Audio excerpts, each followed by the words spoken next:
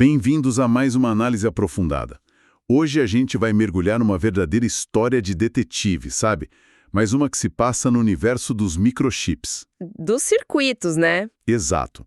A nossa fonte é um vídeo fascinante do canal Dan Lay Electronics. Ele documenta assim a ressurreição de um MacBook que chegou na bancada dele como um peso de papel, completamente morto. Totalmente inoperante. E a nossa missão aqui é desvendar a lógica por trás de um diagnóstico tão complexo e entender o trabalho de investigação que acontece. A gente vai acompanhar essa jornada desde o primeiro sintoma até a descoberta do verdadeiro culpado. Que, aviso logo, raramente é o primeiro suspeito. Nunca é, né? E o cenário inicial já é um clássico. Um MacBook A1466. Você conecta o carregador e... nada. Silêncio. Nenhuma luz acende, a ventoinha não dá nem sinal de vida. É um silêncio total. E, para piorar, a primeira imagem que o vídeo mostra é o estado interno do aparelho. Nossa, aquilo me chocou. Imundo, coberto de poeira, sujeira. Isso, de cara, já acende todos os alertas. Pode ser oxidação, pode ser poeira causando superaquecimento. Curto-circuito? Exato. É como chegar numa cena de crime com dezenas de suspeitos e nenhuma testemunha. Ok, vamos mergulhar nisso. E a primeira atitude do técnico já me quebrou as pernas, de verdade. A da limpeza, né? A da limpeza. Vendo aquela sujeira toda, minha primeira reação seria pegar um pincel, álcool isopropílico e deixar a placa brilhando antes de qualquer coisa. Mas ele não faz isso. Não mesmo. Ele começa a análise com a placa ainda suja. Qual é a lógica aqui? Parece totalmente contraintuitivo. E essa é, talvez, a primeira grande lição de um diagnóstico profissional.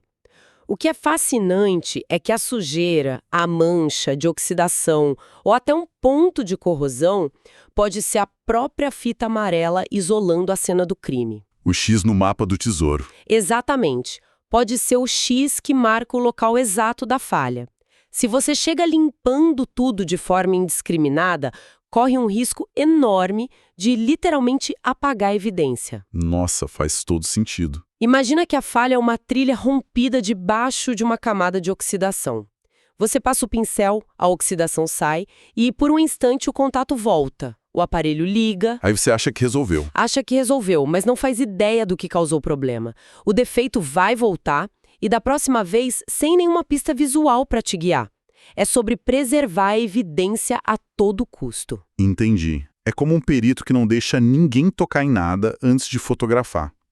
A paciência dele, então, é uma ferramenta. É a principal ferramenta. E valeu a pena? Depois de uma limpeza bem superficial, só para conseguir enxergar os componentes, ele encontra a primeira pista quente. Literalmente. Isso. Uma área específica da placa, perto do conector de energia, está esquentando. Exatamente. Calor excessivo num componente que deveria estar frio ou, no máximo, morno, é o sintoma mais clássico de que a energia está sendo desperdiçada. Ela não está indo para onde deveria. Não tá. A eletricidade deveria estar fluindo, alimentando os circuitos, fazendo o trabalho dela. Quando ela encontra um curto-circuito, por exemplo, ela simplesmente desiste e se transforma em calor. É um grito de socorro eletrônico. Beleza. O calor é a fumaça, mas agora ele precisa achar o fogo. Imagino que o multímetro seja o próximo passo para transformar essa suspeita em números, né? É isso aí. E os números contam a primeira parte da história. Ele mede a entrada de energia na placa e vê que está tudo certo, os 16 volts do carregador estão chegando. O problema não é o carregador. Não. O problema está no passo seguinte. Um componente específico que deveria receber esses 16 volts e repassá-los está com uma tensão de saída baixíssima, coisa de 2,1 volts. Uma queda enorme. E aí vem o zoom do microscópio. Esse mesmo componente tem um furo, uma cratera minúscula, mas visível. Aí para mim, leigo, caso encerrado. Tem um buraco na peça. Tira essa peça, coloca uma nova e pronto. Problema resolvido. Não consigo imaginar o que mais poderia ser. E essa é a armadilha onde 90% dos iniciantes caem. Ah, não. Achar que o primeiro corpo encontrado é o assassino. Aquele componente com furo é, quase com certeza, uma vítima. Uma consequência e não a causa. Uma vítima? Como assim? Pense nele como um fusível. Um fusível não queima por vontade própria. Ele queima porque algo depois dele no circuito exigiu corrente demais, de forma violenta. Ah, entendi. No nosso caso, algum outro componente em algum outro lugar dessa mesma linha de energia entrou em curto total. Ele virou um ralo. Esse ralo começa a sugar toda a energia, forçando o primeiro componente, a nossa vítima com o funo, a trabalhar num estresse absurdo. Ele superaquece, frita. E Explode, criando o furo. isso, trocar só essa peça seria inútil. A nova peça queimaria no exato instante em que o carregador fosse conectado. Nossa, faz todo sentido. Seria como prender o capanga e deixar o chefe da quadrilha solto. E como ele começou a caçar o verdadeiro mandante do crime? Primeiro, a confirmação final. Com o multímetro no modo de resistência, ele mede a linha e o aparelho apita, mostrando um valor perto de 0. É a assinatura digital de um curto. Ok, o curto está confirmado. Aí a caça começa pelo mais óbvio, inspeção visual. Ele nota um capacitor próximo que parece meio estufado, suspeito. Com um ferro de solda, ele remove o componente. Mede de novo e... Nada. O curto continua lá. Ele parte para um segundo capacitor com uma aparência um pouco estranha. Remove. O curto teimoso permanece. Aí já começa a bater o desespero. Se não é visível, como você encontra um componente defeituoso no meio de centenas? Aí entra a técnica mais engenhosa, que é quase uma tortura eletrônica para fazer o culpado se confessar. Gostei disso. Ele usa uma fonte de bancada para injetar uma tensão controlada, segura, mas com uma corrente um pouco mais alta, direto na linha que está em curto. E qual é a lógica por trás disso? A lógica é brilhante.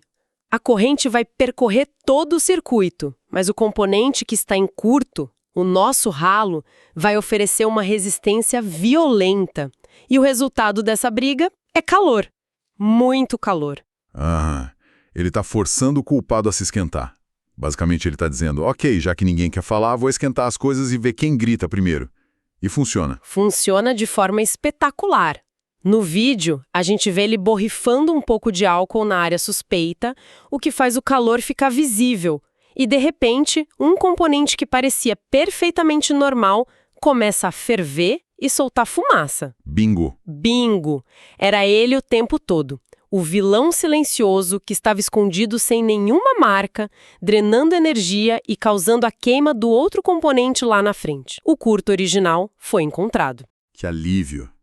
Então agora sim, é só trocar esse componente fumegante, aquele outro que tinha o furo, e o MacBook volta à vida, certo? O caso finalmente está encerrado. Parecia que sim. O técnico resolve o curto, troca os componentes visivelmente danificados e o MacBook continua morto. Não. E é aqui que a história dá uma guinada dramática. O vídeo corta e volta com um aviso. 4 horas depois. 4 horas... O que parecia ser a solução era só a ponta de um iceberg gigantesco. Peraí, 4 horas. O que se faz por 4 horas numa placa-mãe? Isso soa como uma tortura. É um processo de testar cada componente, um por um. É quase isso, mas de forma metódica. Eu já teria desistido e usado o Mac como descanso de porta. É o que muitos fariam. Mas essas 4 horas são gastas com o esquema elétrico da placa aberto em outra tela. Ele é o mapa do tesouro. O trabalho é seguir as sequências de inicialização. Sequências de inicialização. Isso. Você mede um ponto de teste. A tensão está lá. Sim. Então você segue o mapa para o próximo ponto. A tensão deveria estar aqui? Não, não está. Então o problema está entre o último ponto bom e este ponto ruim. E você repete esse processo dezenas, às vezes centenas de vezes. É um trabalho de paciência que beira o absurdo. Totalmente. E essa busca revelou que a situação era ainda pior. Pior como? Muito pior. Aqui o caso deixa de ser um simples reparo e vira uma aula sobre falhas em cascata. O curto-circuito inicial foi tão violento que o pulso de energia, ou a falta dela, gerou um efeito dominó. Um tsunami elétrico. Exato. Um tsunami que foi destruindo componentes vitais pelo caminho. A lista de culpados começou a aumentar drasticamente. E quem mais estava nessa lista? Primeiro, o peixe grande, o SMC, o System Management Controller. Pense nele como o cérebro de baixo nível da placa. Ele controla a energia, as ventilões, teclado, trackpad. O gerente geral. O gerente geral, que acorda tudo antes mesmo do processador. E ele estava em curto. A troca dele é uma cirurgia de altíssima complexidade. Exige um processo chamado reballing. Reballing. Basicamente, remover o chip e reconstruir as conexões usando esferas de solda de 0,3 milímetros. É trabalho para um neurocirurgião de eletrônicos. Uau! E depois dessa cirurgia toda, aposto que ainda não funcionou. Exatamente. O MacBook continuava morto. A caçada continuou e o próximo culpado foi o CI de carga, o chip que gerencia a bateria. Peraí, isso parece uma falha catastrófica. Como um único curto consegue queimar em sequência o cérebro da plata e o gerenciador de bateria? A proteção do circuito não deveria ter impedido? Essa é uma excelente pergunta. Em teoria, sim. Mas esses dois componentes, o SMC e o CI de carga, eles compartilham uma das linhas de energia mais importantes e primárias da placa, a famosa PP3V42G3H. A primeira a ser ligada. A primeira é a energia de stand-by, que alimenta os cérebros da placa antes mesmo de você apertar o botão de ligar. Quando o curto inicial aconteceu, ele pode ter causado um colapso tão severo nessa linha que sobrecarregou e danificou tudo que estava conectado a ela. Como um terremoto que derruba todos os prédios na mesma rua. É a analogia perfeita. Inacreditável. 4 horas de busca, uma cirurgia no SMC, a troca do CI de carga e a placa ainda era um tijolo. Deve ser incrivelmente frustrante. Onde estava o último vilão? O último vilão era o mais improvável de todos. Um componente minúsculo, quase invisível a olho nu, chamado U1950. U1950. Depois de horas seguindo o mapa do tesouro, medindo pino por pino, o técnico finalmente isolou a falha nesse pequeno componente. Foi um momento eureka, depois de uma longa e escura noite na bancada. Nossa. Lembro de um caso parecido em que passei 2 dias procurando um curto, e no final era um parafuso minúsculo que tinha caído no lugar errado. Às vezes a causa é bem menos glamourosa. U1950. O nome não diz nada. O que essa pecinha significante faz de tão importante para paralisar um sistema inteiro? É aí que o esquema elétrico revela seu último segredo. O U1950 tem 2 funções vitais. A mais crítica é a geração do clock de 32 kHz. O clock é o coração do sistema. O coração. É um pulso de tempo, um tic-tac eletrônico constante que sincroniza absolutamente todas as operações do processador e dos outros componentes. Sem esse pulso, o sistema inteiro fica paralisado. Congelado no tempo. Exato. Nenhum componente sabe quando agir. É um estado de animação suspensa. Que imagem perfeita. Então, o U1950 era o maestro silencioso da orquestra. E com o maestro em silêncio... A orquestra inteira fica parada, com os instrumentos na mão, sem saber que nota tocar. Foi essa peça minúscula que tirou o sono do técnico por horas. Nossa, você matou a pau. É exatamente isso. Sem o maestro, não há música. Sem o clock, não há computação. Então vamos fazer a contagem final dos danos. Começou com o resistor com um furo, que era só o sintoma. A vítima. Depois o capacitor, que realmente causava o curto. Isso levou à descoberta de que o SMC, o cérebro, estava frito. Depois dele, o CI de carga. E, por fim, a causa de tudo não ligar, o pequeno e poderoso maestro U1950. Uma cirurgia de múltiplos órgãos. Uma verdadeira. E o resultado final? Qual foi o resultado final de toda essa saga? O resultado é a cena mais satisfatória que existe.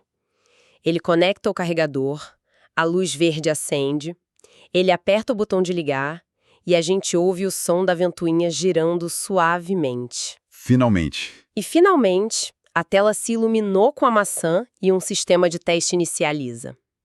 O paciente, depois de uma parada cardíaca, múltiplas falências de órgãos e uma cirurgia cerebral, foi ressuscitado.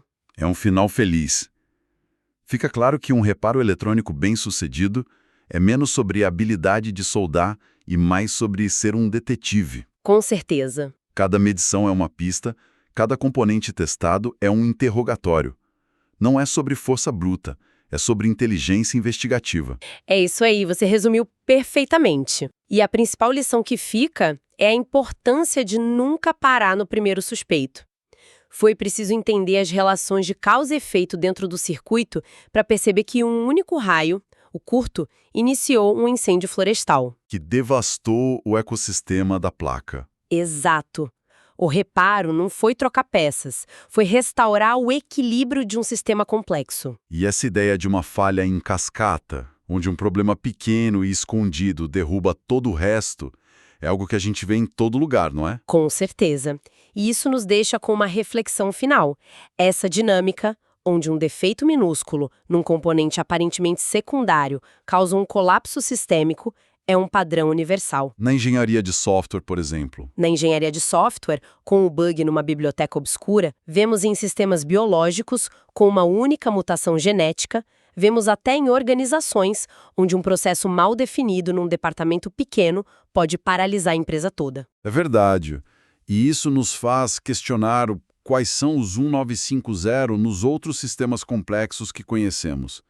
Onde estão aqueles pontos únicos de falha, pequenos e escondidos, mas com o poder de causar um colapso total se forem ignorados.